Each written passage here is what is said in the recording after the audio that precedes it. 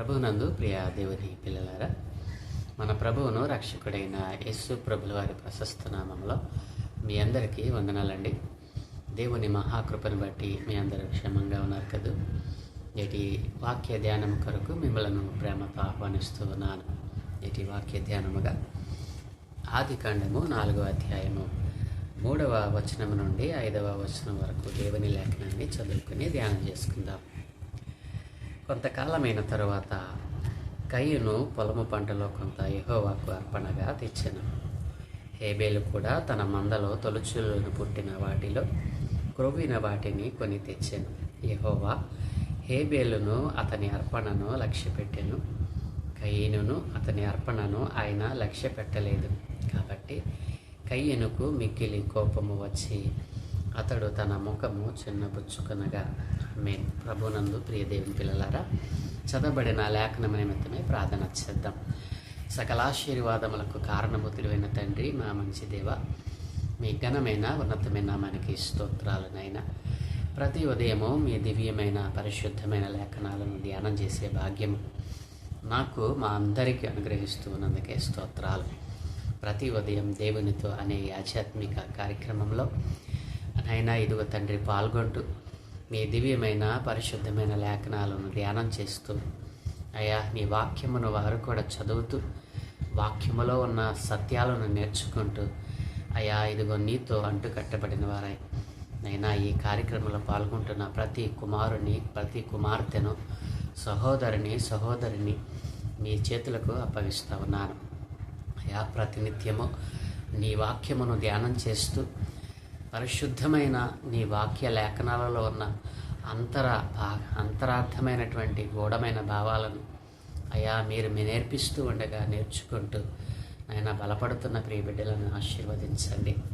అయ్యా ప్రతి ఉదయం దేవుని తినే ఆధ్యాత్మిక కార్యక్రమాన్ని అయ్యా అనేక మందికి పరిచయం చేసేవారిగా అయినా నీ వాక్యమును సరిగా నాయన ధ్యానం చేస్తూ నీ వాక్యములో నుండి మీరు మాట్లాడుతూ ఉండగా హృదయాలను సరిచేసుకుంటూ అయినా వారి జీవితాలను కట్టుకోవడానికి కృప చూపమని ఈరోజు మేము చదువుకున్న ఈ లేఖన భాగాన్ని మా కొరకు దీవించండి. ఈ లేఖన భాగాలలో నుండి కొన్ని ఆత్మీయ పాఠాలు మీరే మాకు బోధించి నేర్పించమని యేసయ్య దివ్య నామమున అడుగుచున్నాము తండ్రి, ఆమేన్. ప్రభునందు ప్రియ దేవుని పిల్లలారా, దేవుడు తన అత్యంత కృపచేత ప్రతినిత్యము తన దివ్యమైన లేఖనాలను ధ్యానం చేసే భాగ్యము నాకు మనందరికీ అనుగ్రహిస్తున్నందుకే ఆ దేవాది దేవునికే మహిమ కలుగునుగాక.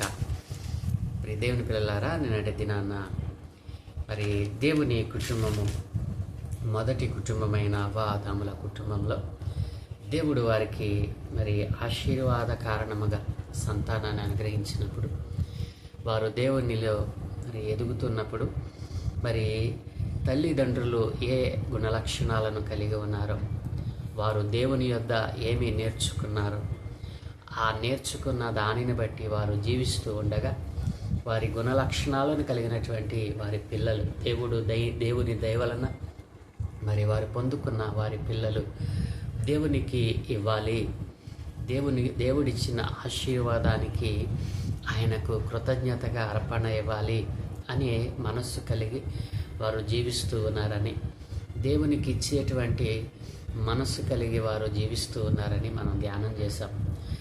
దేవుని పిల్లలారా, అయితే మిగతా భాగాన్ని ఈ దినాన్ని మనం ధ్యానం చేద్దాం. ఆ విధంగా దేవునికి ఇచ్చే మనస్సు కలిగినటువంటి ఆ కుటుంబం దేవునిలో ఎదుగుతూ ఉన్నప్పుడు, దేవునిలో బలపడుతూ ఉన్నప్పుడు తల్లి తండ్రి కుమారులు ఇరువురు వారికి ఇవ్వబడినటువంటి వాటిలో వారు చక్కగా నడుస్తూ ఉన్నప్పుడు కొంతకాలమైన తరువాత వారి కుమారులలో పెద్దవాడైనటువంటి కయ్యూను పొలము పంటలో కొంత యెహోవాకు అర్పణగా తెచ్చాడు. ఇదేం పిల్లరా, తరువాత హేబేలు కూడా తన మందలో తొలుచూలున పుట్టిన వాటిలో క్రొవ్విన వాటిని కొన్ని తెచ్చాడు.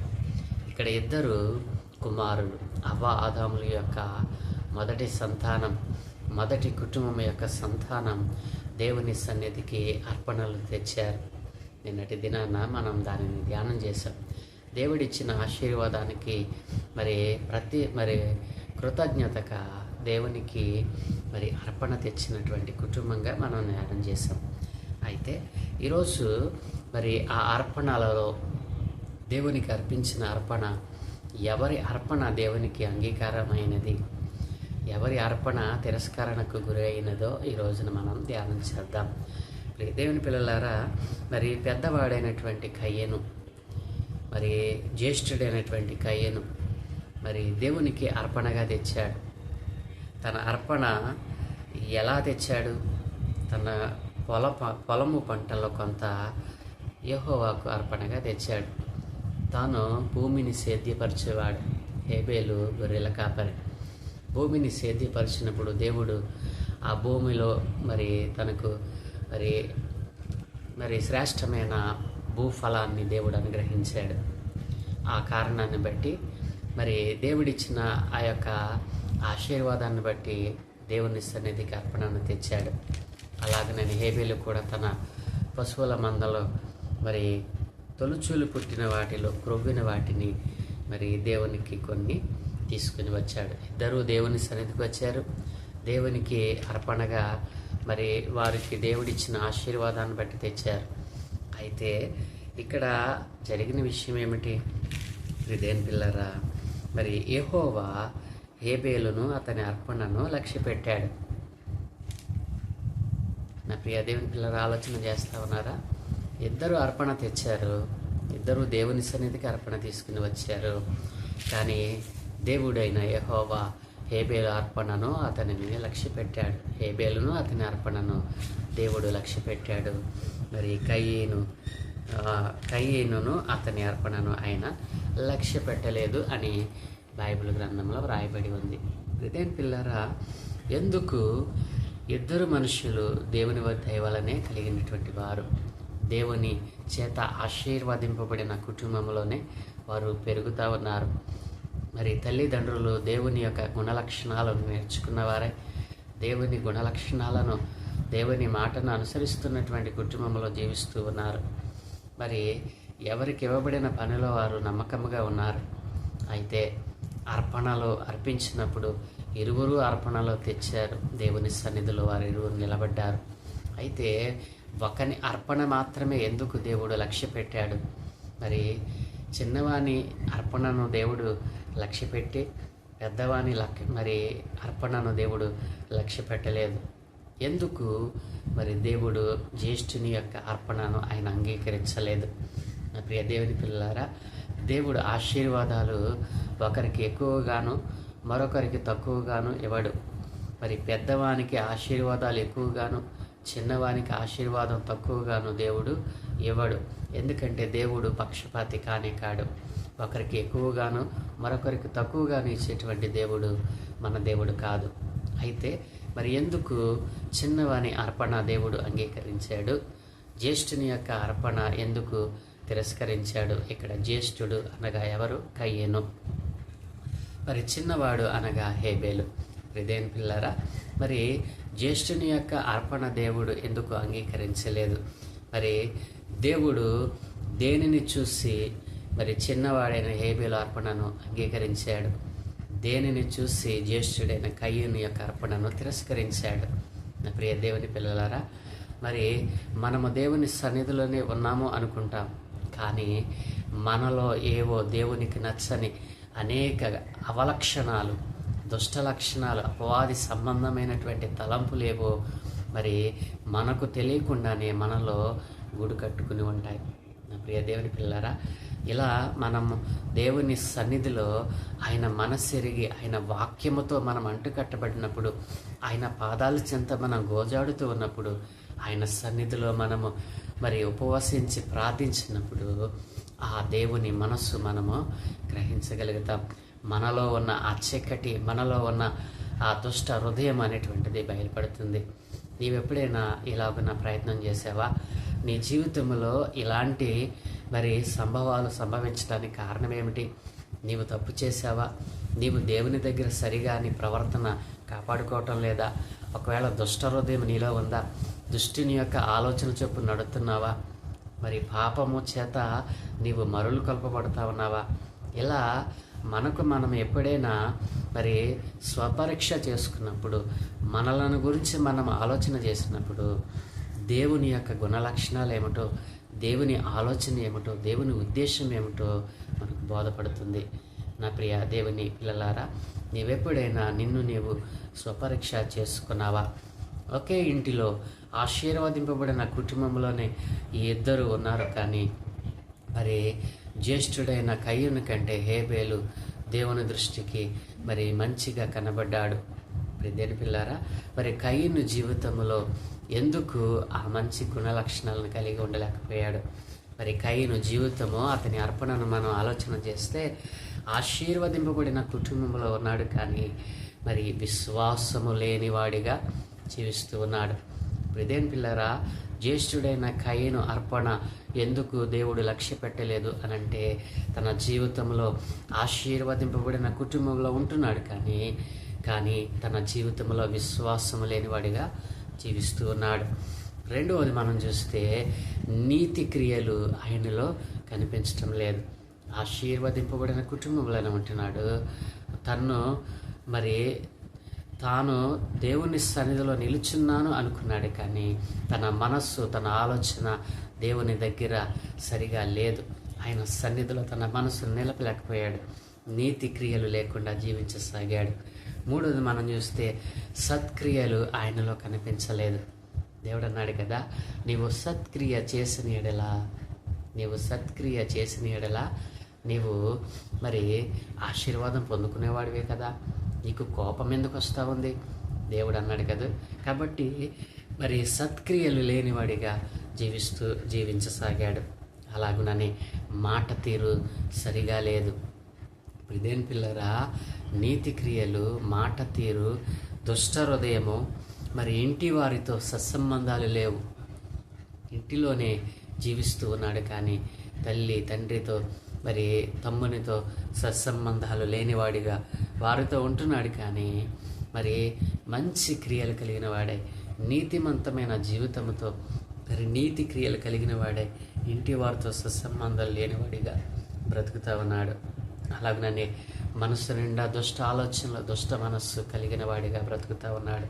అలాగనే కోపం అనేటువంటి పాపమును, కోపధారి. మరి దేవుడు అంటున్నాడు కదా, కయ్యూను నీకు కోపమేలా అని దేవుడు అంటున్నాడంటే ఎంత కోపదారో. అర్పణను లక్ష్య పెట్టకపోయేటప్పటికీ మరి కయ్యూను కోపం వచ్చింది. ఎందుకు నీకు కోపం రావాలి? నీవు సత్క్రియ చేసినట్లయితే నీకు కోపం రావడానికి ఆస్కారం లేదు కదా. అంటే నీవు సత్క్రియ చేయలేదు, నీవు నా ఎదుట మంచి క్రియను కలిగి లేవు అని దేవుడు అంటున్నాడు. దేని పిల్లరా, అలాగనే మరి దేవునితో మాట్లాడే తీరు సరిగా లేదు. మాట్లాడే తీరు సరిగా లేని జీవితం.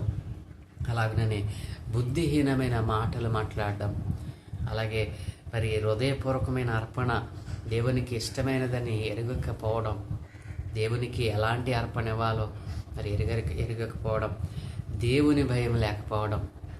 ఇదేం పిల్లరా, అలాగనే ఆ దేవునికి అర్పణగా ఏమి ఇవ్వాలో మరి ఎరుగిన వాడిగా ఇన్ని అవలక్షణాలు కయ్యూను జీవితంలో ఉండట బట్టే దేవుడు మరి మనం ఇచ్చేటువంటి అర్పణలో అనేకమైన అంశాలను ఆయన క్రోడీకరించుకుంటాడు. అర్పణ మరి విశ్వాసంతో కూడినదేనా?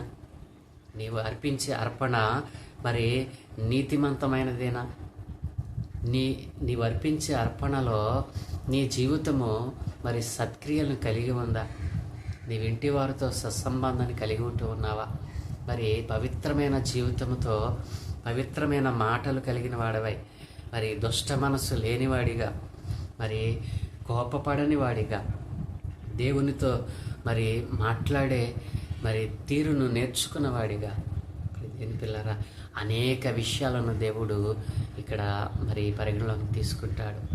ప్రియ దేవుని పిల్లలారా, జ్యేష్ఠుడైన కయ్యూను అర్పణ ఎందుకు దేవుడు లక్ష్య పెట్టలేదు అనంటే ఇన్ని అవిలక్షణాలు తన జీవితంలో కలిగి ఉన్నాడు. ప్రియ దేవుని పిల్లలు, అందుకే దేవుడు తన యొక్క అర్పణను అంగీకరించలేదు. ఈ రోజున కయ్యూను లాంటి వారు అనేక మంది ఈ లోకంలో జీవిస్తూ ఉన్నారు. ఆశీర్వదింపబడిన కుటుంబంలోనే ఉన్నాడు, కానీ చివరిగా ఒక మాట చెప్పమంటారా? దేవునికి అంగీకారయోగ్యమైన అర్పణ దేవుని దగ్గరకు కయ్యూను తేలేకపోయాడు. దేవునికి అంగీకారయోగ్యమైన అర్పణ కయ్యను తేలేకపోవడానికి కారణం ఏమిటి? తాను దుష్టిని సంబంధిగా జీవిస్తూ ఉన్నాడు. భూమిని సేద్యపరిచాడు. దానిలో దేవుడు ఆశీర్వాదం ఇస్తే దానిలో మరి కొన్ని తీసుకుని వచ్చాడు, కొంతని మాత్రమే. అది దేవుని పిల్లల ఆలోచన చేయండి. దేవుని సన్నిధికి అర్పణ ఎందుకు తేవాలి? నిన్నటి దినాన్ని నేను చెప్పాను. దేవుడు ఆశీర్వదించిన దానిని బట్టి, ఆశీర్వదింపబడిన కారణమును బట్టి, దేవుడు ఆశీర్వదించిన దానికి కృతజ్ఞతగా మనము అర్పణ ఇవ్వాలి. అంతేకాని మన గొప్ప కోసమో మన యొక్క మెప్పు కోసమో నేను ఇచ్చాను చూడు అని దేవుని దగ్గర మన డాంబికాలను ప్రదర్శించడానికి కాదు అని నిన్న దినాన మనం ధ్యానం చేసాం. ప్రియ దేవుని పిల్లలారా, ఇక్కడ మరి కయ్యను అర్పణ మరి దేవుడు ఎందుకు లక్ష్య పెట్టలేదు అని అంటే, ఇప్పుడు చెప్పినటువంటి ఈ అనేక అవలక్షణాలు కయ్యను జీవితంలో ఉన్నాయి. దేవుడు అర్పణను అర్పించే వారి హృదయాన్ని ఆయన చూస్తాడు. ప్రియదేని పిల్లరా, ఉదాహరణకు మనం చూసినట్లయితే కానుక పెట్టే దగ్గర కానుక అర్పణలు అర్పిస్తున్న వారిని దేవుడు పరిశీలన చేసి, అక్కడ పరిశీలన చేసినప్పుడు మరి ఒక మరి వేద విధవరాలు తనకున్న దాన్నంతా దేవునికి అర్పణగా ఇచ్చిన దానిని ఆయన క్రోడీకరించాడు. నువ్వేమి ఇస్తున్నావో ఆయన సమస్తమును ఎరిగినవాడు. ఇదేం పిల్లారా, మరి దేవుని లేఖనాన్ని మనం చూసినట్లయితే దేవుని లేఖనంలో ఏమి రాయబడిందో, మరి హెబ్రీయులకు రాసిన పత్రిక 11వ అధ్యాయము 4వ వచనంలో దేవుడు మాట్లాడుతున్నాడు కదా, విశ్వాసమును బట్టి హేబేలు కయ్యూని కంటే శ్రేష్టమైన బలి దేవునికి అర్పించాడు. ఇదేం పిల్లరా, జ్యేష్ఠుడైన కయ్యూను అర్పణ దేవుడు అంగీకరించకపోవడానికి కారణం ఏమిటి? శ్రేష్టమైన అర్పణ దేవుని సన్నిధికి తీసుకుని రాలేకపోయాడు. దేవునికి అంగీకారయోగ్యమైనటువంటి అర్పణ దేవుని సన్నిధికి తీసుకుని రాలేకపోవడానికి కారణం ఏమిటి? దేవుడు ఆశీర్వాదం ఇవ్వలేదా? దేవుడు తన తమ్మునికి ఇచ్చిన ఆశీర్వాదం మరి కయ్యనికి ఇవ్వలేదా? దేవుడు మరి పొలమును సేద్యపరిచినప్పుడు మరి పొలము తన సారాన్ని తనకు మరి అధికమైనటువంటి దిగుబడిని ఇవ్వలేదా? ఇచ్చిన కారణాన్ని బట్టే కదా కయ్యను తేగలిగాడు. ప్రియదేవుని పిల్లారా, మరి ఎందుకు మరి కయ్యను శ్రేష్టమైనటువంటి మరి అర్పణను తేలేకపోయాడు? ప్రియదేవుని పిల్లారా, ఎవరు తేలేరో తెలుసా? అన్నీ ఉన్న దేవునికి ఇచ్చే దగ్గర మరి వెనకంజి వేస్తారు. ఎవరో తెలుసా? వారు దుష్టిని సంబంధులు. ఎవరైతే దేవునికి ఇవ్వడంలో మరి తమ మనస్ఫూర్తిగా ఇస్తారో వారు దేవుని సంబంధులు. ఎవరైతే తమకున్న దానిలో దేవునికి ఇవ్వడానికి వెనుకంజ వేస్తారో వారు దేవుని సంబంధులు కానే కాదు. దేవుని పిల్లలు అంటున్నాడు కదా, విశ్వాసమును బట్టి హేబేలు కయ్యను కంటే శ్రేష్టమైనవి అర్పించాడు. దేవుడు అతని అర్పణలను గురించి సాక్ష్యం ఇచ్చాడు. దేవుడే సాక్షాత్తు మరి హేబేలు అర్పణను గురించి సాక్ష్యం ఇచ్చాడు. దేవుని పిల్లరా, మరి అతడు విశ్వాసమును బట్టి నీతిమంతుడని సాక్ష్యం పొందాడు. నీతి క్రియలు కలిగిన వాడని సాక్ష్యం పొందాడు.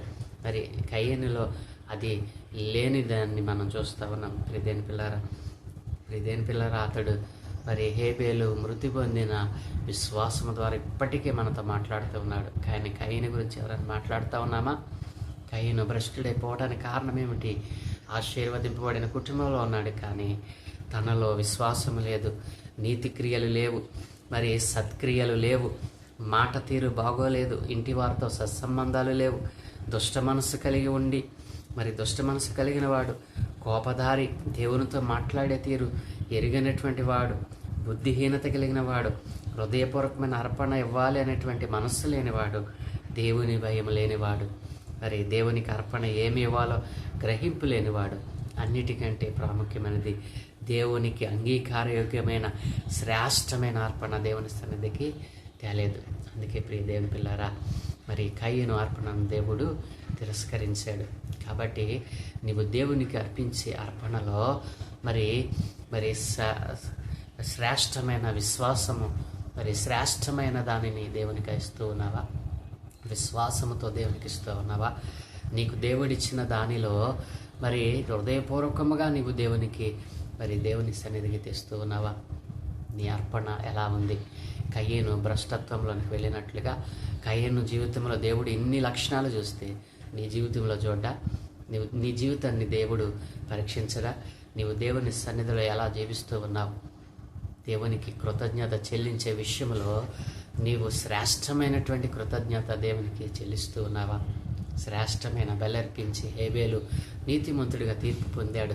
విశ్వాసము ద్వారా దేవుని సన్నిధిలో మరి తన్ను తాను మరి ఎదగగలిగాడు. ఈ రోజున నీ విశ్వాస జీవితం ఎలా ఉంది? కయ్యను జీవితం వలె భ్రష్టుడైపోతా ఉన్నావా? ఆశీర్వదింపబడిన ఇంటిలోనే ఉండి నీవు భ్రష్టుడిగా బ్రతుకుతూ ఉన్నావా? నా ప్రియ సహోదరి సహోదరుడా, నిన్ను నీవు స్వపరీక్ష చేసుకో. దేవుని సన్నిధిలో అర్పణ శ్రేష్టమైనదై ఉండాలి. దేవునికి అంగీకారయోగ్యమైన అర్పణ నీవు ఇవ్వగలగాలి.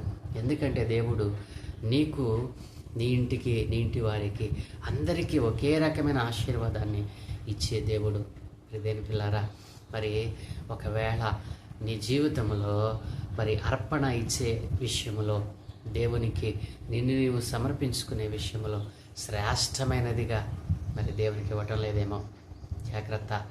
మరి కయ్యను భ్రష్టుడైపోయినట్లుగా నీవు కూడా భ్రష్టత్వంలోకి నెట్టబడతావు, నీవు మరవబడతావు. అలాగున్న దేవుడు నేను నిర్మించుకోలేదు. నిన్ను శ్రేష్టమైన జీవితం ఇవ్వాలని, నిన్ను గొప్పగా ఆయన చూడాలని ఆశపడతా ఉన్నాడు.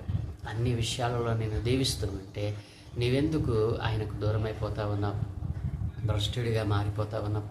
కయ్యను వలె జీవించకుండా కయ్యను అర్పణ మరి దేవుడు లక్ష్య పెట్టకపోవడానికి కారణాలు ఏమిటో నేర్చుకున్నావు కదూ.